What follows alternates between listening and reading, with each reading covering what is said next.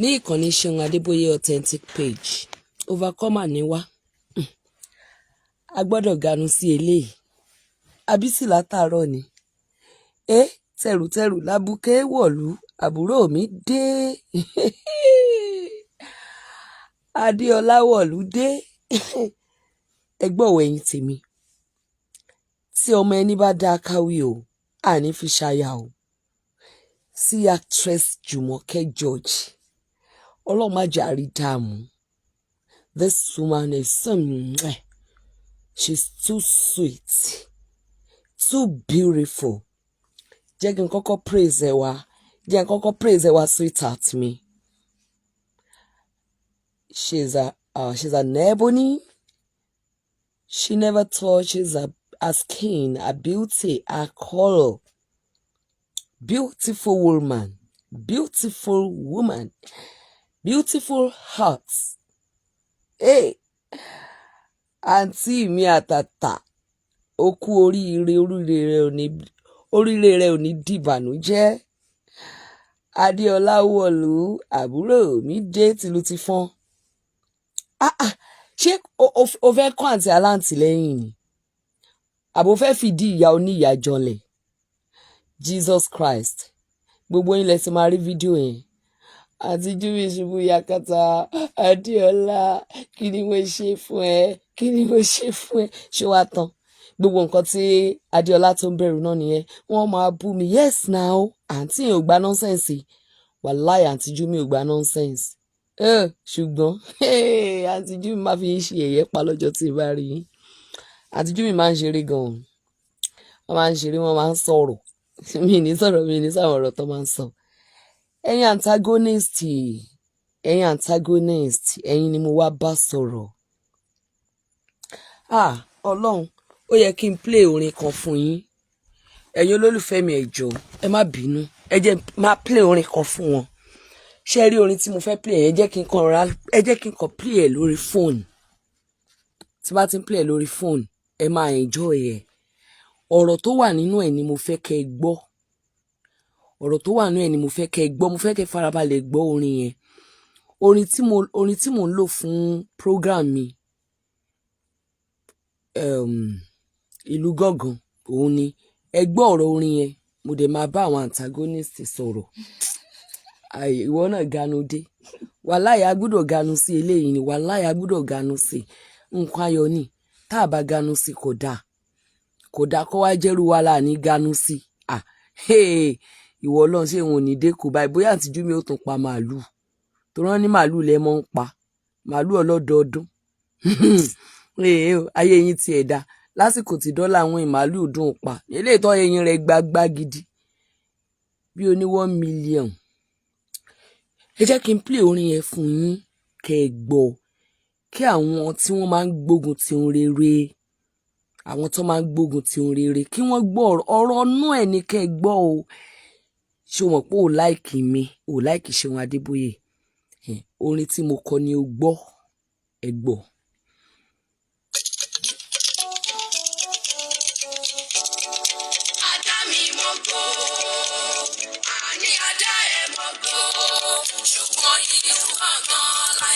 Ìlú gángan láyé.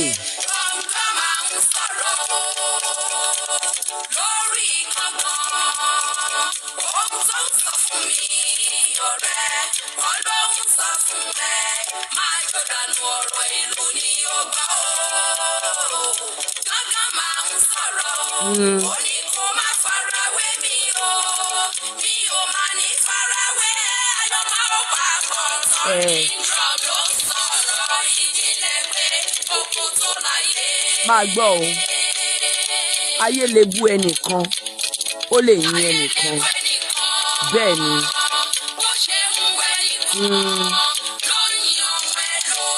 bẹ́ẹ̀ ló yin ọmọ ẹlòmíì.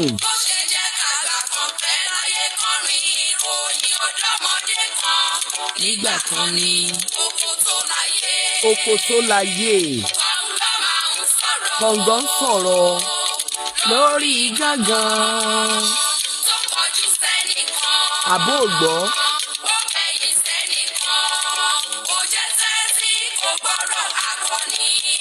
ṣé ń ọmọ Adébóyè ń wọ̀wé wẹ̀lú yọrí ìrànlọ́ sọ̀rọ̀ igi. Lọ́ra láti dájọ́.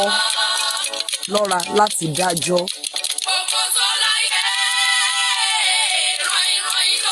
Ó lè yí mọ̀wọ́ náà.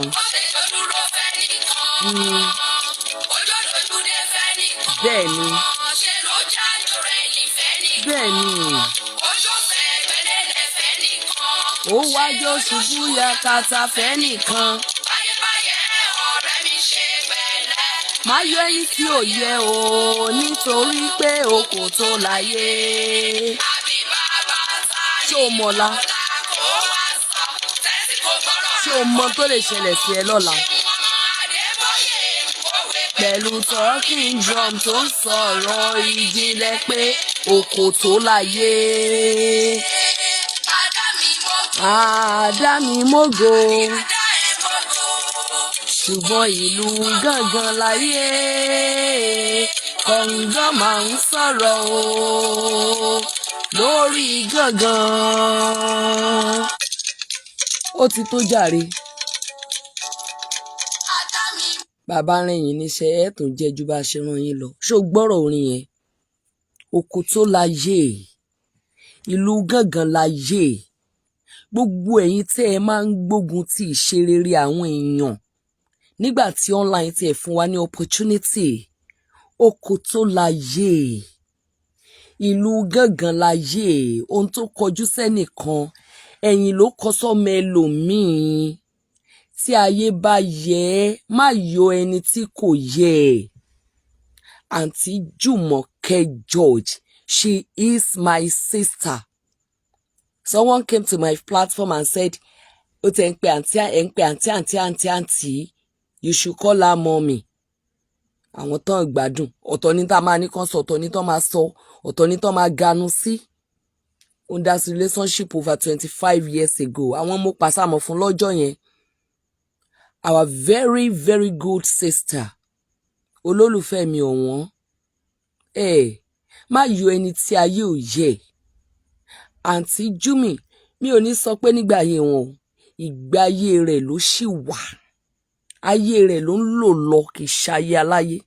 Ó dẹ̀ máa lo ayé ẹ̀ dáadáa. She will live long. Mo ti fi omi ojú mi sọ̀rọ̀ fún Olúwa ní alẹ́ ọjọ́ yẹn lẹ́yìn ìgbà tí mo ṣe ṣó tán pé Olúwa tó bá jẹ́ wípé lóòótọ́ Ọlọ́run ni ẹ́. Mo gbàgbọ́ wípé àǹtí yìí ò ní fojú sunkún ọmọ. Mo dẹ̀ mọ̀ pé wọ́n á padà rí ọmọ yìí. Mo dẹ̀ gbàdúrà fún wọn ní òru. Ọlọ́run dẹ̀ gbọ́ àdúrà mi. Èmi ò níbi kankan tí mo máa ń lọ. Ọ̀dọ̀ bàbá yẹn ni. Orin yẹn ń sọ fún ẹ wípé a dá wa mógo. Ṣùgbọ́n ìlú gángan láyé jẹ́ kí n sọ fún ẹ. Sórí ohun tí ó ń sọ fún mi, ohun tí ayé ń sọ, ó ní ìlú gángan láyé, kọ̀ǹgọ́ ń sọ̀rọ̀ lórí gángan. You will not, you cannot imagine the inspiration I got when I wanted to compose that song. Fún program mi tí mo ń ṣe ní Àdámimógo ní gbogbo ọjọ́ Saturday. Sórí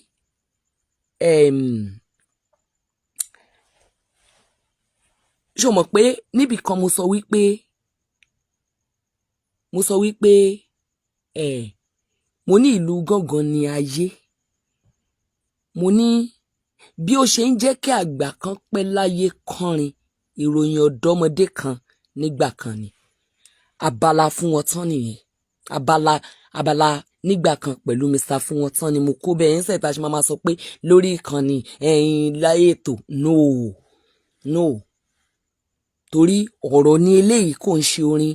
Ọ̀pọ̀lọpọ̀ orin ló ti jáde ni mo ṣe sọ fún ẹ wípé má jò dànù, ọ̀rọ̀ ìlú ni kó gbọ́. Orin ọ̀rọ̀ tó ń bẹ nínú àwọn orin máa gbọ́. Yé máa jò dànù bí bẹ́ẹ̀ kọ́ àwọn ìwàásù tá à ń gbọ́ dànù náà ní church. A ti gbọ́ ọ̀pọ̀lọpọ̀ ìwàásù nínú orin. Ohun tí ayé ń sọ fún mi kọ́ ló ń sọ fún ẹ. Ọkàn mo ti wá divert wá sórí ọ̀rọ̀ orin yẹn láti fi bá ẹ sọ̀rọ̀. Ohun táyé ń sọ fún mi kọ́ ló ń sọ fún ẹ. Ohun táyé ń sọ fún ẹ kọ́ ló ń sọ fún mi. O ò lè ṣàfarawé mi, mi ì lè ṣàfarawé ẹ. Hello. ayé lè bú ẹnìkan bó ṣe ń bú ẹnìkan ló yin ọmọ ẹlòmíì táyé bá yìn ẹ́ má fi ayé bú ẹni tí ayé ń bú lọ́wọ́lọ́wọ́ má fàyè bú ẹni táyé ń bú lọ́wọ́ bí ayé bá yẹ ọ̀rẹ́ mi ṣe pẹ̀lẹ́ má yọ ẹni tí ayé ò yẹ oko tó láyé rìnrìn ló ń jò tó bá jó dúró fún ẹnìkan oko tó ti jó dúró fún àǹtí Júmi nígbà kan ṣe borí àwọn pictures when she was a happy woman do I tell you àǹtí Júmi ti ń dọ́gbọ́n sí ọ̀rọ̀ ayé wọn ti pẹ́ àǹtí yìí ti ń dọ́gbọ́n sí ọ̀rọ̀ ayé ẹ̀ tipẹ́tipẹ́ mi fẹ́ sọ àwọn ibì kan wọ́n ti ń dọ́gbọ́n sọ̀rọ̀ ayé wọn ti pẹ́ bí everybody ṣe ń dọ́gbọ́n sọ̀rọ̀ ayé ẹ̀ tá a máa dọ́gbọ́n sọ̀rọ̀ ayé wa tá a máa fi make up patch ẹ̀ ọ̀pọ̀lọpọ̀ gan máa yá mọ́tò lóòótọ́ ni wọ́n ti ní mọ́tò rí ṣẹ́ni tí ò nílé lórí ẹni tó ríṣiríṣi problem ń rélu problem ṣe ni ó máa gbé mọ́tò kiri mo sure wípé nígbà tí ogun yẹn dìde jù wọn ni wọ́n lọ ta mọ́tò yẹn bí Ọlọ́run ṣe bá mi replace mọ́tò fún Dúpẹ́ Jáyésìmí ó máa replace ẹ̀ fún Júmi George lágbára Ọlọ́run because àǹtí Dúpẹ́ Jáyésìmí náà lo mọ́tò wọ́n kọ́kọ́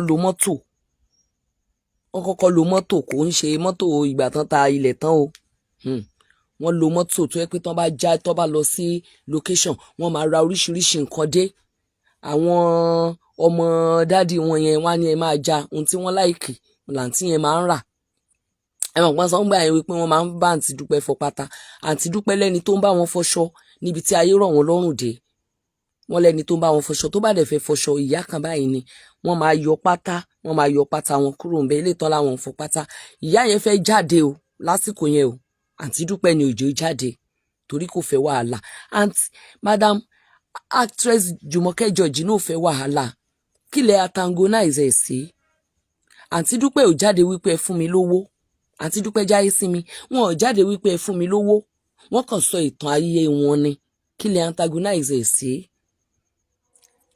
àǹtí Júmi ò jáde pé ẹ fún mi lówó ẹ̀bẹ̀ àdúrà ni wọ́n béèrè lọ́wọ́ yín àwọn ọmọ Nàìjíríà náà wò wípé ní pòsíṣàn yẹn kò yẹ kó kú ó yẹ ní ẹni tá à ń ṣe láàánú kí ni ẹ antagonize ẹ̀ sí oko tó láyè rìnrìn ló ń jò bó ṣe ń jó dúró fún ẹnìkan ló ń jó àjò dojú dé fẹ́nìkan ó jó dojú dé fún ẹnìkan ó jó rinrinrinrin ó fẹ̀gbẹ́ lélẹ̀ fún ẹnìkan ó jó rinrinrinrin ó jájó rẹ̀yìn fẹ́nìkan ó jó rinrinrin ó wá ṣubú yakata fún ẹnìkan bí ayé bá yẹ ẹ́ má yọ ẹni tí ayé ò yẹ oko tó láyè àbí bàbá tiẹ̀ mọ ọ̀la kó o wá sọ tó bá jẹ́ pé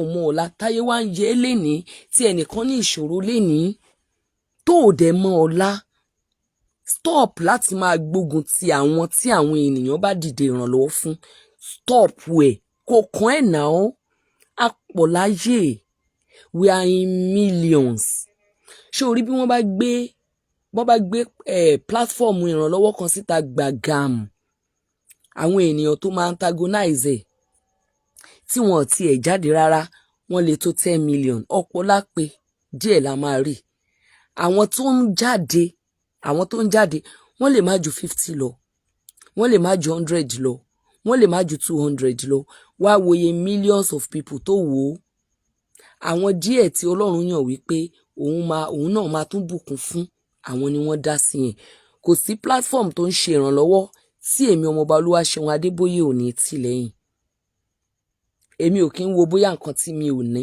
àbí nǹkan tí mo lé tí mi ò bá ẹnìkan wá bá ẹnìkan wá ní mo wá ń bínú ẹ̀ láyé ìṣe nílé ayé yìí torí ẹnìkan ò lè ṣe tán Oríyọmí Hamzat ń ṣe Oríyọmí ò lè ṣe tán láyé Oríyọmí kọ́ ló bẹ̀rẹ̀ rẹ̀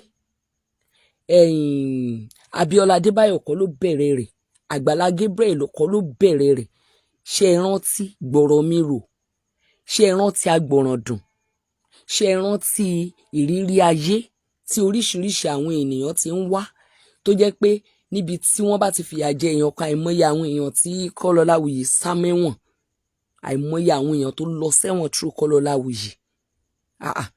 Program Ṣẹ́gun Àdìsá ń kọ́ ó ṣe ní rédíò Nàìjíríà kí wọ́n tó gbé lọ sí MITV. Tí Adésóyè Ọmọ́tọ̀ṣọ́ ń kọ́ ó ṣe ní ìrírí ayé ó tún mú òkútó àánú jáde. Èmi ti ń ṣe ní Ìlọrin láti 2003. Mo ṣe mo kàn tí ẹ fi bẹ̀rẹ̀. Mo máa ń pe àwọn àfáà yẹn nígbà yẹn, gbogbo àwọn èèyàn tó bá ń ṣàìsàn ọkàn mi ti máa ń mú àwọn èèyàn tó ń ṣàìsàn tipẹ́tipẹ́.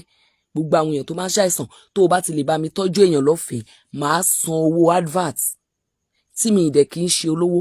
Màá san owó advert ẹni yẹn, màá polówó ẹni tó bá mi tọ́jú èèyàn lọ́fẹ̀ẹ́. Tó o bá ti lóo fẹ́ gbowó lọ́wọ́ ẹni tó sìkì o wọ́ọ̀tì láti wá sórí ètò mi nìyẹn. A jẹ́ pé ò fẹ́ fi ṣoore. Mo ṣe lọ sí Harmony FM, mo wá ṣe lọ sí Orísun FM, mo ti ń ṣe tipẹ́. Ìròyìn gbáǹkọ́gbì tí gbogbo ènìyàn ń rò yẹn orí Orísun FM lórí program mi ló ti bẹ̀rẹ̀. Bẹ́ẹ̀ ni ọmọ mi kan ni mo fún pé kọ́mọ yìí lè ní segment. Ẹnìkan ò lè ṣe tán. Àgbájọ ọwọ́ la fi ń sọ̀yà. Àwọn ènìyàn ń sọ́fà gan lórílẹ̀‐èdè Nàìjíríà àti ní gbogbo àgbáyé. Tí wọ́n bá wá ń rí platform wa bí wọ́n ṣe ń pè wá ní ẹranko káàkiri gbogbo àgbáyé pé àwọn ọmọ Nàìjíríà yẹn jọ̀ọ́ má ìjà bá mi mú mi. Pé àwọn ọmọ Nàìjíríà yẹn wípé wọn a máa ranra wọn lọ́wọ́. Ẹ mọ̀ pé a máa yí ojú ẹranko kúrò ní ayé wa. Wọ́n á fi ojú mi wò wá pé lóòótọ́ o ìlú wọn ó lé o. Nǹkan ń ṣe wọ́n nílùú wọn o ṣùgbọ́n wọn kì í fira wọn sílẹ̀. Gbogbo ẹ̀yin tẹ́ máa ń ṣe ní diaspora ní Nàìjíríà, ẹ̀yin tẹ́ ẹ̀ ní ọ̀pọ̀lọpọ̀ àwọn ènìyàn ni mo mọ̀ wípé wọn ò ní. Lásìkò àǹtí Dúpẹ́ Jáìsímì yẹn tó máa ní ẹ̀wù èmi náà ti rá account number yẹn máa fi sí. Àǹtí yẹn ò tọrọ. In fact èmi kàn ní àǹtí Dúpẹ́ ẹ̀kọ́ tí ẹ jọ ẹ send account number yín sí mi. Náà ni àbúrò mi ṣe ò fẹ́ fún mi lówó ni wọ́n send account number sí mi mọ́ bá ń rojọ́. Mo dẹ̀ fẹ́ fáwọn èèyàn ni. Wọn ò tọrọ owó torí mo mọ̀ àǹtí Dúpẹ́ wọn lè sọ pé irọ́ ò ṣeun tó bá tún lọ fa account number mi síta wọ́n tún lè níṣe ni mo ń dọ́gbọ́n tọrọ owó mo dọ́gbọ́n gbà lọ́wọ́ wọn ni. Why tẹ antagonize àǹtí ṣe mọ̀ pé tí àǹtí Dúpẹ́ dúró lọ́tọ̀ ara lè ènìyàn ní ọ̀tá rẹ̀ ní tiwọn. Kí ló dé tẹ dídì kan antagonize àǹtí Jùmọ̀kẹ́ Georgie actress Jùmọ̀kẹ́ Georgie? Kí ló dé tó wà nínú àwọn? Kí ló dé tó dìde gbógun tì wọ́n? Mo ń béèrè kí nìyẹn ṣe ń kọ mí lóminú. Somebody called me from UK this evening. She was asking me why tí àwọn ènìyàn kan máa ń dìde láti kàn máa sọ negative lórí èèyàn. Azumi pé irọ́ ni wọ́n ń pa. Kí ló dé tẹ́ fún wọn ní benefit of doubt?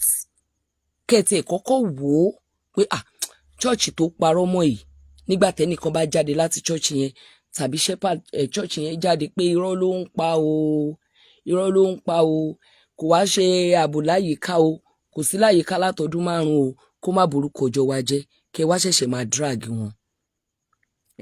Ẹlòmíì wà ní Kòròdú wàá máa ṣèdájọ́ ẹni tó wà ní Kiri wàá wà lápòmù wọ́n á sọ̀rọ̀ ẹni tó wà ní Port Harcourt ìwọ ló máa kọ́kọ́ jáde. It's not kódà ọ̀la ń bọ̀ anything ló lè ṣẹlẹ̀ sí anybody lọ́la. Tí anybody bá wá sunkún ní orí íńtánẹ́ẹ̀tì tó sọ pé ẹ̀yin kíní kan ẹ má má tọrọ owó ò ní rí pọ́njú ò ní rí wàhálà ò ní rí dààmú. I was talking with someone èèyàn ńlá àbúrò mi èèyàn ńlá tá à ń bá sọ̀rọ̀ àbó orí nǹkan tójú wọn ti rí àbó orí nǹkan tí ojú wọn ti rí tí mi ò lè máa sọ lórí platform. Ènìyàn ńlá olówó gidi tí owó dẹ̀ ti tán.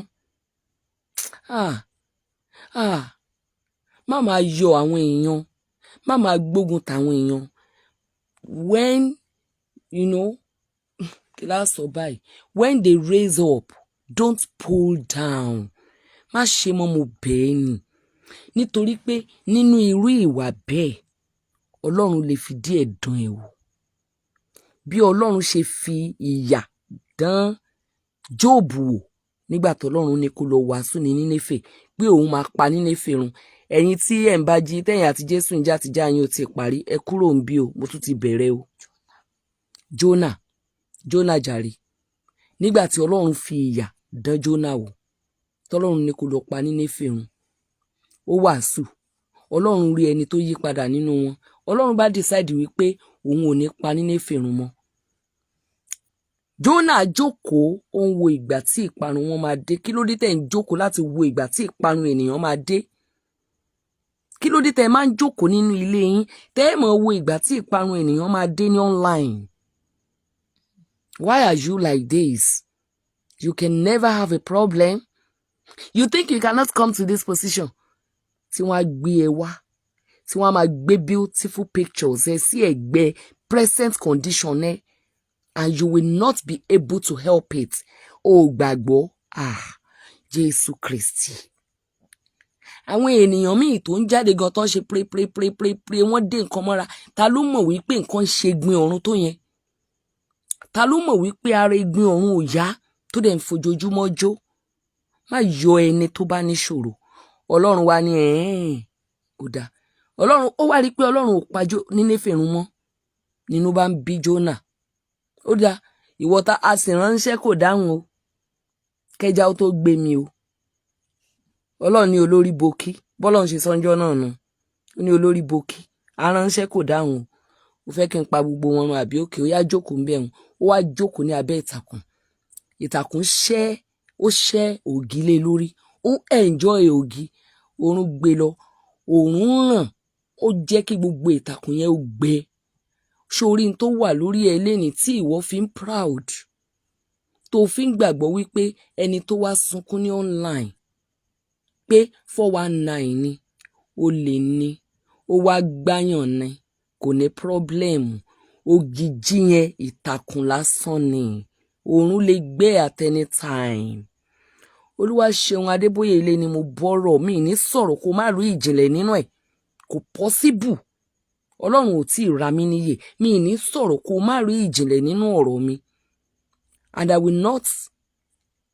won't troll you because I want you to change I won't curse you because I want you to change tó bá dé ìwé o lè sọ di dragging èmi ó ṣàgbà o màmá wò ẹ́ ni òun wá ká ìtàkùn dànù lórí Jónà Ọlọ́run bó ṣe ń rí nù èmi ni ẹni tó ń dáàbò bóyàn tó ń ṣe tí mo bá sọ pé mo fẹ́ pa wọ́n run tí mo bá ní mi ò pa wọ́n run ńkọ́ tí àwọn ọ̀tá tàbí Ọlọ́run gan bá sọ wípé òkè mo dán Jùmọ̀kẹ́ George wò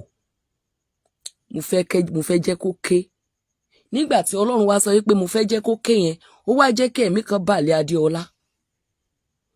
Adéọlá wá lọ láì jẹ́ kí wọ́n mọ̀ ta gan ló mọ̀ bóyá Ọlọ́run ni ṣe bí Ọlọ́run fún èṣù ní ààyè tó gba gbogbo nǹkan Jóòbù jẹ àbí Jóòbù dẹ́ṣẹ̀ ni ẹnìkan ń bú bàbá Adébóyè nígbà yẹn ó ní kí ni wọ́n wò gẹ́gẹ́ bí ìránṣẹ́ Ọlọ́run tí ọmọ wọn fi kú wáì tẹ́ ẹ máa ń rí báyìí láti kọ̀ bàyàn nínú jẹ́ adúrú ọmọ yẹn kú mọ́ àgbàlagbà bẹ́ẹ̀ yẹn lọ́wọ́ there is nothing you come online to do than to drag that man of God bàbá Adébóyè is a man of God èmi ti wádìí wọn nínú ẹ̀mí wà láìtàláì súnmọ́ bí láhìlá síláwà ọjọ́ tí mo wádìí wọn nínú ẹ̀mí mi ìdí sọ̀lá tí mo lá fún yín o torí it's about me he was just joining a lot of couples together he was preaching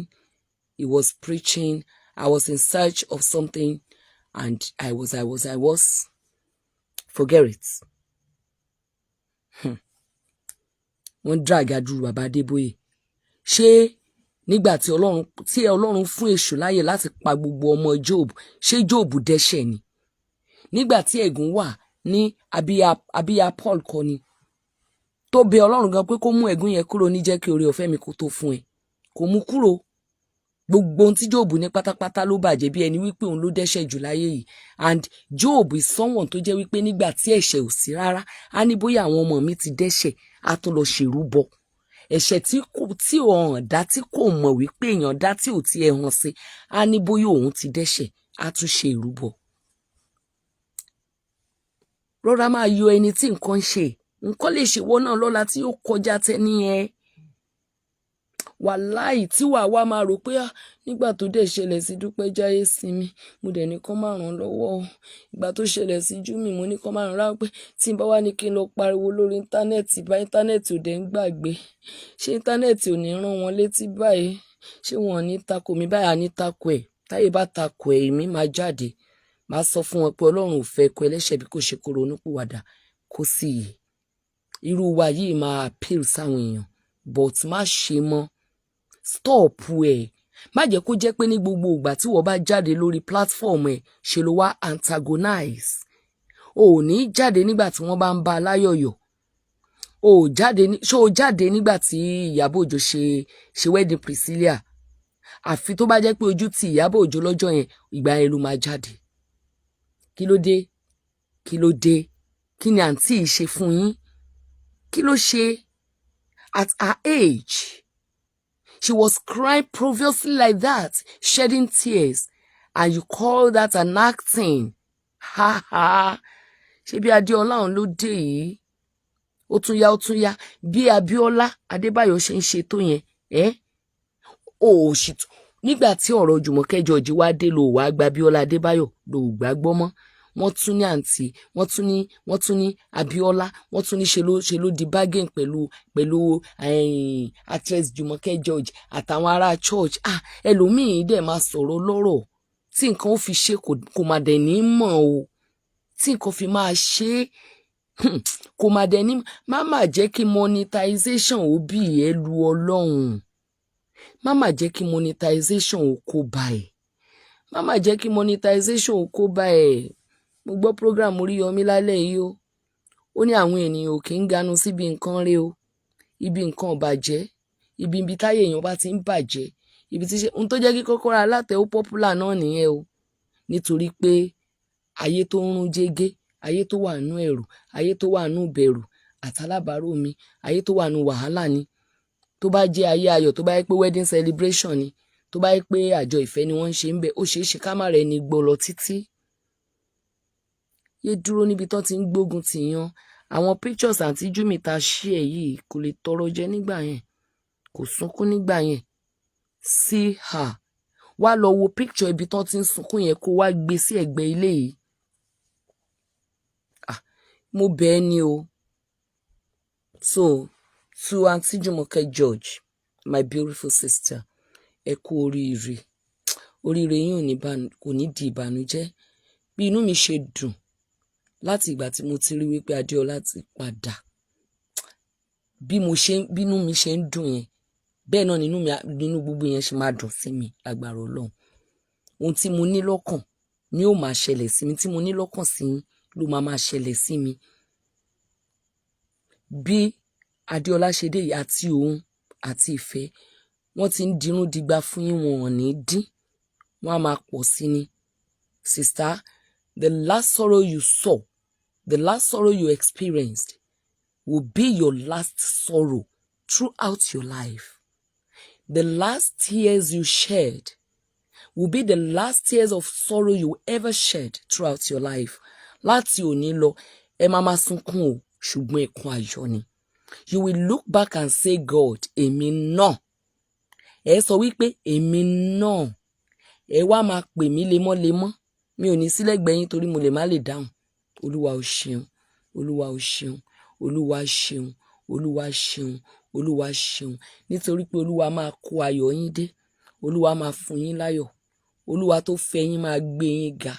Olúwa máa jẹ́ kí ọlá yín ó dàpọ̀ mọ́ ọlá. Olúwa máa kó ọlá wọlé fún yín. Olúwa máa ṣí ayọ̀ fún yín. Ìdùnnú yín ò ní di ìbànújẹ́. Olúwa máa gbé yín ró. Gbogbo orúkọ rere tí Olúwa bẹ̀rẹ̀ rẹ̀ yóò máa ṣiṣẹ́ fún yín. Àwọn kan tún sọ orúkọ kan ń sìn, Jésù ni tèmi. Ọlọ́run ti dán yín wò. Ó jẹ́ kí Adéọlá ó rìn lọ. Ó wo ìgbàgbọ́ yín. Ṣùgbọ́n nígbà tẹ́ fẹ́ gbé ìgbésẹ̀, àyíká chọ́ọ̀chì lẹ lọ. Ẹ wá takú ti Jésù lọ́rùn. Ẹ wá bọ̀hùn lọ́jọ́ kan pé mo ti gbàdúrà ó ti sú mi. Ẹ tún wá ṣe nǹkan kan lẹ́yìn rẹ̀. Ẹ tún wá sọ wípé ẹ̀yin abiyamọ ẹ gbàdúrà fún mi. Ọlọ́run wá rí wípé mo dán ọmọ yìí wò. Ọmọ yìí láìkì mi. Ọmọ dáadáa lọmọ yìí. ọmọ olójú yín kíni bí ojú aṣẹ́wó yìí ọmọ ìdá tó lójú yín jojú aṣẹ́wó lè mọ come and do lójú yín bọ́lọ̀ ń ṣe ń ronú ọmọ olójú yín kíni bí ojú come and do yìí ọmọ ìdá ó yá ọwọ́ mi ó yá kó lọ kan ó yá pé Abíọ́lá ó yá àtohùn àti ọwọ́ mi kó lọ kan Adéọlá ní Málì léṣu bá tún gbógun ládéọlá tún ní mi ní wá o mi ò lè wá lọ́wọ́ òfo olórí gbogbo lè ṣó ó burú gan o Ọlọ́run ní bára ẹ̀dá sọ́hùn kó pàǹlùkù ẹ̀ padà ọ̀dọ̀ rẹ̀ ìdánwò yín ti tán àdánwò yín ti tán ṣe rí pàdánwò lẹ́rí ẹ̀rí àdọ̀tán gbogbo ẹni tó ń yọ̀ yín pátápátá àǹtí ẹ̀gbọ́n o Ọlọ́run ló sọ yín di akọni lójú wọn o forgive everybody please ẹ jọ̀ọ́ torí Ọlọ́run forgive everybody bí àbá rírú ẹ̀ kò ní dùn o tí ò bá sí nǹkan tó ń lé ni àní sáré o ó ṣeé ṣe kó jẹ́ pé antagonism yẹn ó ní Ọlọ́run tó fi push yín so ẹ forgive every one of them torí wípé Ọlọ́run gangan ó ní ìdáríjì. God bless everybody. Gbogbo ẹ̀yin fans Ṣeun Adébóyè tẹ́ máa ń wá sọ́dọ̀ mi tí kìí ṣe wípé ẹ máa ń wá nítorí pé ẹ kò fẹ́ wò mí lásán. Ẹ̀yin kan fẹ́ràn mi gan. Ẹ̀yin kan transfer ìfẹ́ Gbénga Adébóyè sí mi lórí. Ẹ̀yin kan kàn like mi nítorí nǹkan tí mò ń ṣe. Àwọn kan wá nítorí pé wọ́n kórìíra mi. Àwọn kan wá nítorí pé mo jẹ́ mi ò ń ṣalátakò anybody, mi ò dẹ̀ ń ṣọ̀tá anybody. Wọ́n rí mi bí ọ̀tá ọ̀rẹ́ wọn. Ẹni tẹ́mi bá dẹ̀ bá ṣọ̀tá kì í ṣe èèyàn rí o ẹni tí ń bá takò kò ń ṣe èèyàn rí ṣùgbọ́n mi kì í ṣe ọ̀tá ẹ̀ náà mi kì í ṣọ̀tá ẹ̀ wàláì ọjọ́ tí ṣòro bá dé sí ọ̀tá ẹni tí ẹ rò pé ọ̀tá mi yẹn tí ṣòro bá dé sí tí mo bá ní opportunity láti ràn lọ́wọ́ tí ń bá ràn lọ́wọ́ ìjọ́ yẹn lẹ máa tó mọ irú èèyàn tí mo jẹ́ ìjọ́ yẹn lẹ máa tó mọ irú èèyàn tí mo jẹ́ torí wípé bàbá mi ẹni tó bí mi lé ẹni tó pa ẹni tí wọ́n bí mi lé tó bá dé oko wa bàbá mi oúnjẹ ìyá mi ló máa kọ́kọ́ jẹ bí wọ́n bá ń gbọ́ kí n má lè dúpẹ́ kí n má lè dákẹ́ tí wọ́n fa ìwọ inú ọba lolújá tí ẹ̀jẹ̀ ta sí ní gbogbo ara tí wọ́n gbé káàkiri nígbà tó máa kọ́kọ́ sọ̀rọ̀ Diana ló pè lẹ́ẹ̀mẹ́ta àǹtí mi tán bilé ló pè lẹ́ẹ̀mẹ́ta wọ́n wá Olúwa wá béèrè lọ́wọ́ wọn pé ṣé ká fi ọmọ yìí sílẹ̀ ni àbí kó kú ṣùgbọ́n tó bá wà láyé inú irun ló máa jẹ́ àìsàn rẹ̀ bàbá mi ló yọ̀ǹda fún kó má bàa lọ nítorí pé ìdílé onígbàgbọ́ gidi ni mo ti wá ó dẹ̀ bá mi rìnrìn àjò ẹ̀mí púpọ̀ Ọbalolú bá mi rìnrìn àjò ẹ̀mí púpọ̀ àtòun àti Fẹ́mi àkọ́kọ́ wọ́n bá mi rìnrìn àjò ẹ̀mí gan mo wá ń sàlámì fún ẹ ọjọ́ tán fẹ́ mú mi kọjá odò tí mo ní mi ò lọ ọjọ́ yẹn ni mi ò rí wọn mọ́ bẹ́ẹ̀ ni kò sí bí wọ́n bá fún mi problem lójú àlá wọn ó yọ sí mi ni ọjọ́ tí wọ́n ní kí n jẹ́ ká jọ kọjá odò tí mo ní mi ò lọ mi ò bá láyé o ọjọ́ yẹn ni mi ò rí wọn mọ́ ọjọ́ yẹn ni wọn ò wá mọ́ wọ́n fi ìbànújẹ́ dágbére fún mi ni but yet ṣé o mọ̀ wípé nígbà tí a máa lọ sí oko tí bá mi dá sí ògì ṣé o mọ̀ pé òun ló jókòó níwájú mọ́tò tó sanwó wa tó ń gbójú pamọ́ orí tẹ́ni yẹn jọ Káyọ̀dé burúkú ó jókòó síwájú mọ́tò ọmọ tó ti kú láti kékeré ṣé o mọ̀ páyé pé méjì àbí ìwọ ṣàtẹ̀lé mi lórí ètò ìlú gángan máa sọ ìtàn ayé kejì fún ẹ wàá mọ nǹkan tó ń ṣẹlẹ̀ sí ìkà wàá rí nǹkan tó ń ṣẹlẹ̀ sí ìkà ẹ̀rù máa bà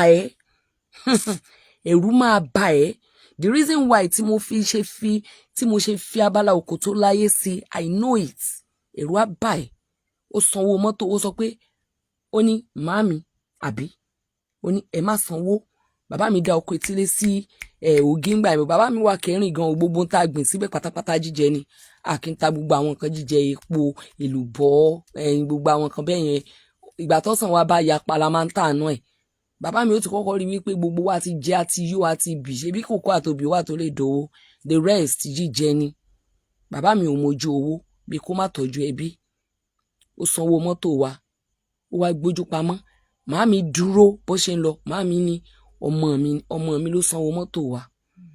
Wọ́n ní àmì ara sọ mí, orí mi dìde jàìn, ọba lolúwa ló sanwó mọ́tò wa. Mo lọ bẹ́ẹ̀ ni ẹ ṣe ní kan sanwó, mo sáré bọ́ síwájú, ó wò mí, ó jọ Káyọ̀dé tó jẹ́ pé Káyọ̀dé ṣì wà láyé o, ó jọ Káyọ̀dé tó jẹ́ pé ó ti pọ̀ jù. Bí mo ṣe kéré mọ ìrírí pọ̀ fún mi. Stop antagonizing people. Ẹni tó bá gbé jáde ní online tó bá ti mọ̀ pé wọ́n lè ràn lọ́wọ́ máa bá tiẹ̀ lọ. Why are you always against this artist? Kí ló dé tó yẹ pé àwọn artist lè máa antagonize? Wọn ò gbọ́dọ̀ sọ̀rọ̀ artist kankan. Ẹ̀yin artist yẹ tún ti dé wá ìtẹ́ kó gba artist sínú family ẹyọ kan. They are not family. Ṣé family kan ṣórúkọ kan náà ń jẹ́ ni? Ẹ sọ ògògò di family ọlọ́fà náà. Ṣé tẹ̀gbọ́ntàbúrò ni wọ́n ni àbí bàbá àtọmọ? Ẹ máa mú Bukky Right ní yàǹyà Èkó. Ẹ lọ máa sọ lóṣogbo wípé Àlàdé Arómiré family ni wọ́n. Ẹ lọ máa sọ wípé àwọn alólùwà lóṣogbo nínú àwọn artist. Mi fẹ́ sọ tẹni tó ti lọ. Kí ló dé? Téèyàn bá wá sick, tẹni tó wà lẹ́gbẹ̀ẹ́ rẹ̀ wá ń wo wípé kí ló ṣẹlẹ̀? Let us ask for help. Ẹ wá ní kí ló dé tí wọ́n lè ranra wọn lọ́wọ́? Èèyàn mélòó ni ìwọ ràn lọ́wọ́ lẹ́gbẹ̀ẹ́? Èèyàn mélòó ló sick tí ìwọ ràn lọ́wọ́ lẹ́gbẹ̀ẹ́? Ó yá sọ fún mi now. Wọ́n wá sọ fún mi pé okay, sọ̀rọ̀sọ̀rọ̀ kan sick l'Ákúrẹ́. Èmi lè ṣe náà because mo ti rí ìtọrẹ àánú sọ̀rọ̀sọ̀rọ̀ kan tí mi ti ẹ̀ rí láyé mi. Mo share ẹ̀ dáadáa. Mo share ẹ̀, mo dẹ̀ fowó sínú àkáǹtì tí wọ́n send. Owó tí mo fi síbẹ̀ ó pọ̀ 5,000 ni o. Bọ̀ ẹni yẹn ṣì padà kú. Mo share ẹ̀, mi ò rẹ́ ní ẹrí mi mọ́. Bọ̀ gbogbo èèyàn kan ló lè dàbí ti tèmi. And then gbogbo èèyàn kan ló lè ní owó bẹ́ẹ̀ lọ́wọ́. What of if I don't have? Tí mo mọ̀ pé kí n share ẹ̀ nìkan náà ni mo lè fi help ẹ̀. Talent star ni wọ́n sọ fún yín pé actress Jumi George yìí ti pariwo ara wọn fún gan nínú àwọn onítíátà. Ṣé àwọn tí wọ́n pè wọ́n síṣẹ́ for the past 12 years or more? Ṣé ni báwo ni wọ́n ṣe rí wọn? Báwo nígbà ṣé wọn gbogbo wọn náà mọ́lé ara wọn ni? Ẹni tó bá ti gbé jáde pé ó níṣòro kò rí olùrànlọ́wọ́ nìyẹn now. Allow people to help them. Stop antagonizing them. Ẹlòmíràn máa comment lábẹ́ this artist kìíní kan, their own is too much, I no go give shishi. You no go give shishi before, even if nobody antagonize them. You no go give shishi. You are not the one there, you are not the one they are blowing the trumpet to. They are blowing the trumpet to the kind-hearted. Àwọn tó ní kind gesture. Àwọn ẹni bí Ọlọ́run, àwọn ènìyàn ọlọ́kàn bí Ọlọ́run, àwọn ni wọ́n ń pè. O kanlẹ̀ ní dáhùn o, ṣùgbọ́n wà á gbógun tì wọ́n. Ọlọ́run burú jù bẹ́ẹ̀ lọ o, mú wọ̀n ẹ o. Ọlọ́run burú jù bẹ́ẹ̀. Olúwa dára, Olúwa dára, Olúwa dára, ó dára wo. Ọlọ́run burú. Nítorí pé nígbà tó bá gbé ìbínú rẹ̀ dé, àwa ènìyàn tí ìbínú yẹn bá bounce lé lórí, a mọ̀ wípé Ọlọ́run burú. A ní rí ìbínú Ọlọ́run. Wọ́n á ní lágbájá dẹ̀ ṣe búburú ní ojú Olúwa. Olúwa sì ná ìdídẹ̀ jáde lára Hẹ́rọ́dù. Nebukadnezari dẹ̀ gbéraga sí Ọlọ́run. Ọlọ́run dẹ̀ sọ di ẹranko ìgbẹ́ fún odidi ọdún 7. Ó dẹ̀ ń jẹun pẹ̀lú ẹranko ìgbẹ́. Ọlọ́run dẹ̀ ṣe Fáráò ní àyàlé títí òun àti chariot ẹ̀ tán fi parun. Ọlọ́run ló ń ṣe Fáráò ní àyàlé. Ọlọ́run ló ń ṣe láyàlé. Tó bá ti sọ wípé jẹ́ kí àwọn èèyàn mi kí ó bá ti ní kí wọ́n lọ, wọ́n á ní Olúwa sì ṣe ní àyàlé. That means Pharaoh was not that stubborn. Àbí mò ń parọ́ ni. That means Pharaoh, if it is at his own will, he will have let the Israelites go.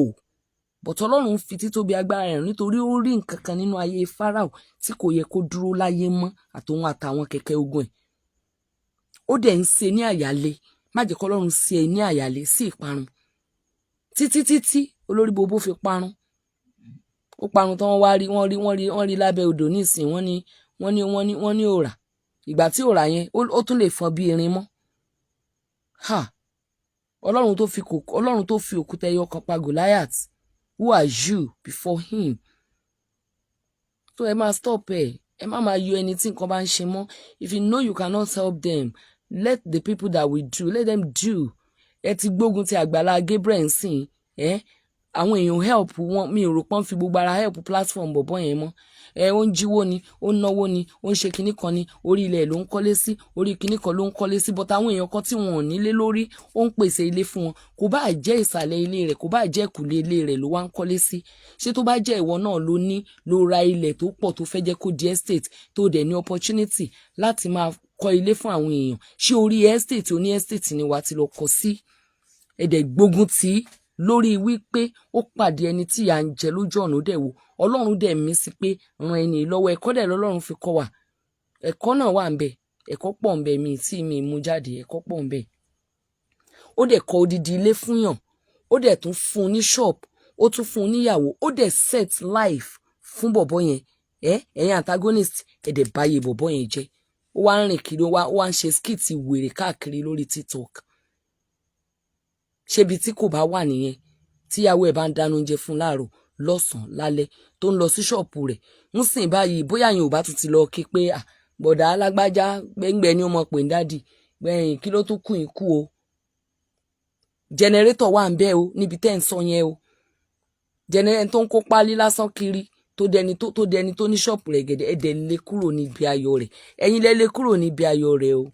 Ẹ̀yin ni ẹ ti bá sọ̀rọ̀ lábẹ́lẹ̀ ẹ̀dẹ̀ ní nǹkan kan tẹ́ máa offer ẹ̀. The antagonists, they have nothing to offer, to offer the needy. The antagonists, they have nothing to offer the needy. They have nothing. The only thing they do is to remove them from the throne of their happiness. That is the only thing they do. That is the only thing they do. Ẹ lè nípa lórí àǹtí Júmi ò tó ráwà ò ní gbà. Ẹ sì lè nípa, wọ́n bá tún gbẹ́ lómi jáde tó bá nílò ìrànlọ́wọ́ àwa máa ganu sí i. Ṣé pé mi ò ń ṣe fracas ṣùgbọ́n lórí ibẹ̀ yẹn máa join wọn ni o.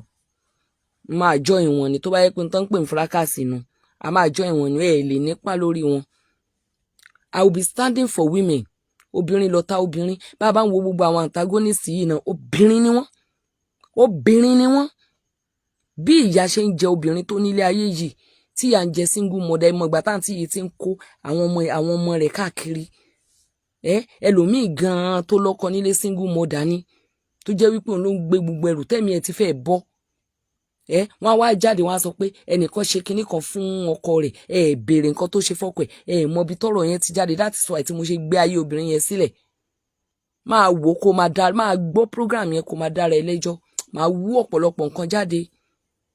Mi ò ṣe kan rí, méjì péré ni mo ti ṣe. Mi ì tí ì ṣe kí n má rí àwọn obìnrin tí ń sọ pé bẹ́ẹ̀ ṣe ń ṣe lọ́wọ́ mò ń sunkún ọkàn mi wá ń balẹ̀ wípé àṣé mo wà important. Àwa obìnrin gan ò ríra wa as important mọ́. Ẹ̀yin obìnrin, ẹ̀yin lọ̀tá obìnrin ẹ̀dẹ̀ mọ̀ pé obìnrin ló ń jẹ ìyà ìgbéyàwó jù. Ẹ mọ̀ pé orí wa ni gbogbo ẹrù wà. We have problem. Àwa la gbé gbogbo ẹrù ọkọ lérí. Àwa la ń tọ́jú ọkọ. Àwa la gbé gbogbo ẹrù ọmọ lérí. Àwa la ń tọ́jú ọmọ.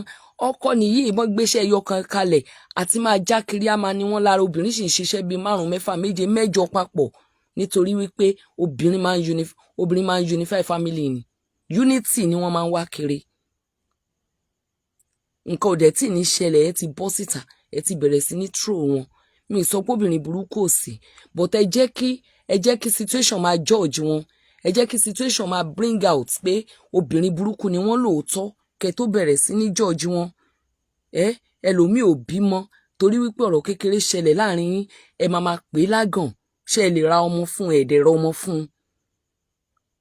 Ẹni tó bímọ tó ń pèèyàn kan lágàn ṣé ogún ọmọ tọ́lọ́run lù pa lọ́jọ́ kan ní ebi ní Nàìjíríà lẹ ti ń kàǹtì ọmọ tóyìnbó ò bá bímọ ṣé ń torí rẹ̀ para ẹni. Ọmọ dá lóòótọ́ ó dá kéèyàn bímọ ṣùgbọ́n tọ́lọ́run ò bá wá fún yàn kan kó lọ gbà lọ́wọ́ igi kó wá máa rélù kó mọ ré èso rẹ̀ bá lórí ní gbogbo ìgbà kó wá máa regret pé olúwa ìgbà tóun ò bímọ gan ó bẹ́tà fóun. Mọ nǹkan tó ń pè láyé. Ẹ kàn máa ń ṣe bí ẹni tẹ́ gbọ́n ni. Wàhálà mọ nǹkan tó ń pè láyé. Irú yín gan-an máa ń pè ní àdàgbà má dànù eégún ọjọ́ yẹ̀ because ẹni tó bá dàgbà á ní nǹkan àgbà nínú ọpọlọ ẹ̀. Bẹ́ẹ̀ ni ẹni tó bá dàgbà máa ní nǹkan àgbà nínú ọpọlọ ẹ̀. Téèyàn bá ti dàgbà tí ò bá ti sí nǹkan àgbà nínú ọpọlọ ẹ̀ tí ò lè ronú jinlẹ̀ ara àwọn ọmọ wẹ́wẹ́ẹ̀wẹ̀ ló wà. Kó yá lọ borí yọmí torí yọmí bá ti fẹ́ máa ṣe àwọn kíní children anniversary yẹn kó yá ganu sí i torí òun ni bàbá àwọn ọmọ kéékèèké. Ó dàárọ̀.